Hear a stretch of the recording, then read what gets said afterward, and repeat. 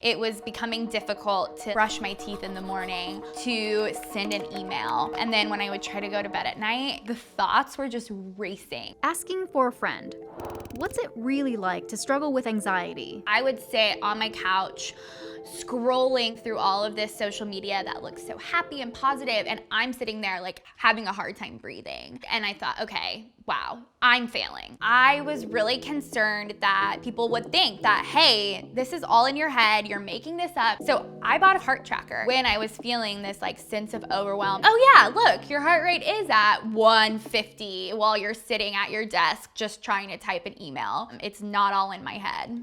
How did you seek help? I was so desperate to understand why I was feeling like this. I was kind of confused on where to start, so I went to my general practitioner. I was given an official diagnosis of anxiety. I started medication and therapy. So like any good millennial, I went to the internet to find my therapist. I narrowed it down to one therapist, and then I finally went to my insurance to see if they were covered. What was that cost breakdown? I dealt with a lot of anxiety, even just around the financial cost of therapy. I ended up having to pay about $150 out of pocket per session, and that adds up. But your therapist might offer a sliding scale. They can set you up on a payment plan. There's a lot of things that you can do to work with the professional that you're seeking help from to pay for it all. What was your experience like with medication? Going on medication was really helpful with dealing with my physical symptoms. I took it for about 5 months. I eventually went off that first medication because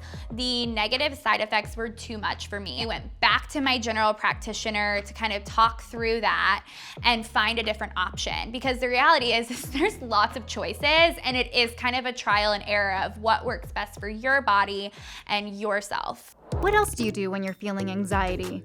Y'all, it has been a day and my anxiety is off the charts. I'm gonna take a nice hot shower, let it kind of make me feel a little grounded. I've also found it really helpful to do what I call a brain dump. I will just write down everything that's bothering me or stressing me out or kind of weighing heavy on my mind. And I find it so helpful in moving past my anxiety and figuring out my next step. Checking with my emotions. To be honest, right now I'm feeling happy. When I started opening up about the challenges I was facing with my mental health, I noticed that everyone around me was also dealing with the same struggles. If you are also struggling with anxiety and mental health, you are not alone. So I would definitely encourage people, if they're looking for a place to start with therapy, is to start following therapists on social media. They're always sharing really good free advice, talking about things you can do in your daily life. I'm so proud of myself and the work that I've done. I think it's so important to know that this is a journey. You're never gonna be healed of this, and your life is gonna throw you challenges throughout all of it. So just embrace it and go along with the ride.